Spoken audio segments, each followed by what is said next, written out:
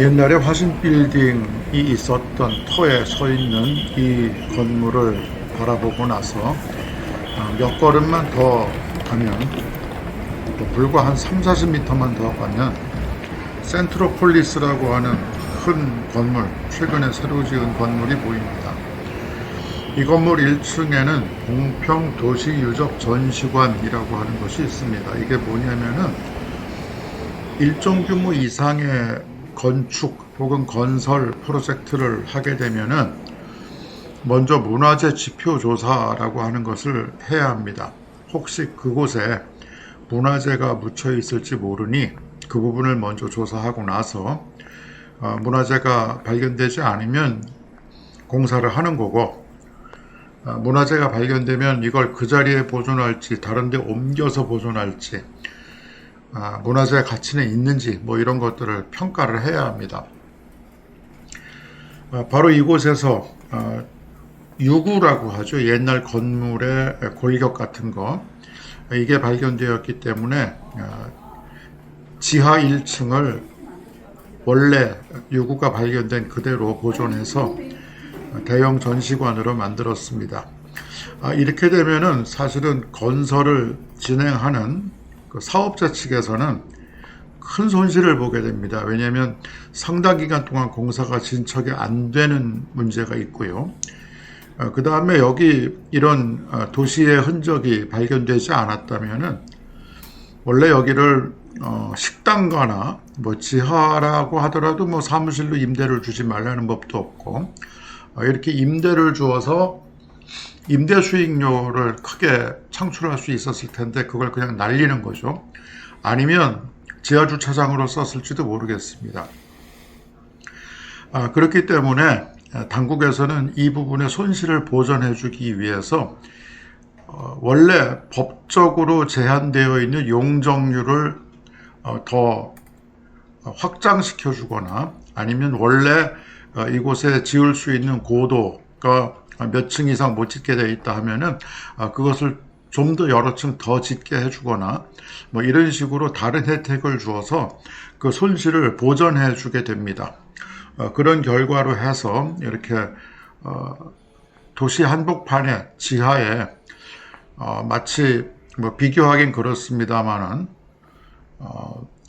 그리스 로마 이런 대형 유적들, 폼페이 이런 것들을 연상하게 하는 유적들이 지하 1층에 그대로 생생하게 살아 있습니다.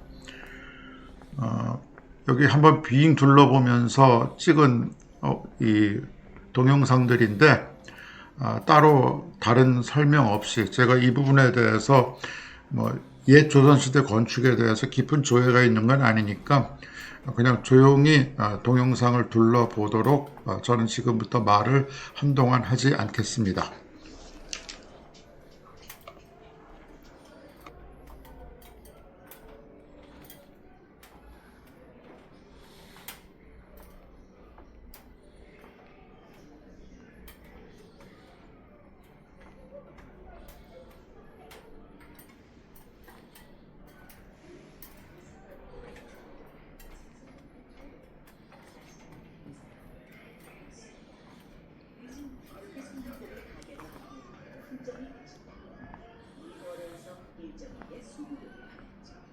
이런 사람들을 여럿뿐이라고 불렀다.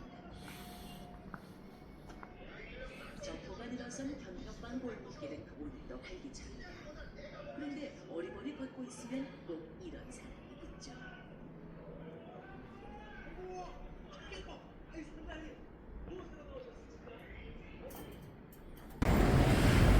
공평 문화유적 전시관에서 나오면은 바로 길 건너 약국이 하나 보입니다. 근데 약국이 중요한 건 아니고 이 약국이 들어서 있는 건물이 범상치 않습니다. 요즘 건물 같지는 않아요. 정확하게 언제 지어진 건물인지는 모르겠는데 느낌으로는 일제시대 건물이 아닐까 생각이 됩니다. 느낌만 그렇습니다.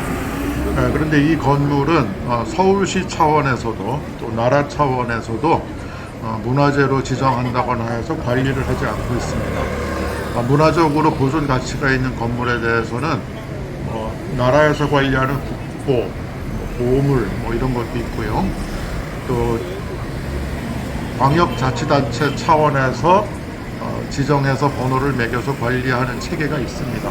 향토문화재라든가 이런 건데, 아니면 민속 자료 이런 식으로 번호를 매겨서 관리하는 체계가 있는데, 이 건물은 어떤 체계에도 들어가 있지 않는 걸로 봐서 적어도 중앙정부나 서울시 차원에서는 관리하지 않고 있는 것이 분명합니다. 그러나 관리하지 않고 있기 때문에 누군가가 마음먹으면 언제든지 헐고 새 건물 지을 수 있는 상황입니다만은 헐기에는 좀 아깝다, 그런 생각이 드는 그런 건물입니다. 그 건물에서 조계사 쪽으로 조금 더 몇 걸음 옮기면은요, NH 농협은행이 있습니다. 이것도 은행이 중요한 건 아니고 이 은행이 입주해 있는 건물을 한번 눈여겨볼 필요가 있습니다. 일제시대 때 조선중앙일보가 입주해 있던 건물입니다. 내부에 들어가 봤더니 그냥 평범한 은행입니다. 어떤 기념물이나 그런 특별한 전시물이 없었기 때문에 내부를 촬영할 필요는 없을 것 같고요. 이 조선중앙일보는 손기정 선수가 베를린 올림픽에서 금메달을 획득했을 때 발생했던 일장기 말소 사건, 우리는 흔히 그것을 동아일보가 했던 일로 알고 있습니다만은 사실은 조선중앙일보가 먼저 했고 며칠 후에 동아일보에서도 비슷한 일을 했던 것입니다. 이 조선중앙일보는 여운형 선생 같은 당시에 우국지사 혹은 독립운동가들이 기자로 일을 했기 때문에 여운형 선생을 기념하는 그 기념사업회 측에서는 한때 이 건물을 여운형 선생 기념관으로 바꾸려고 하는 움직임이 있었습니다. 그 작업이 나름 잘 진행되고 있었는데 이 여운형 선생에 대한 평가가 정치적 진영에 따라서 좀 엇갈리다 보니까 윤석열 씨가 대통령 하던 시절에 스탑이 돼가지고 좀 지지부진합니다. 어찌됐건 이 조선중앙일보는 일제시대 우리 언론사에서 굉장히 중요한 어떤 그 흔적을 남긴 그런 신문이 되겠습니다. 그리고 조선중앙일보사 건물을 지나서 이제 한 100m쯤 가면 조계사가 보입니다.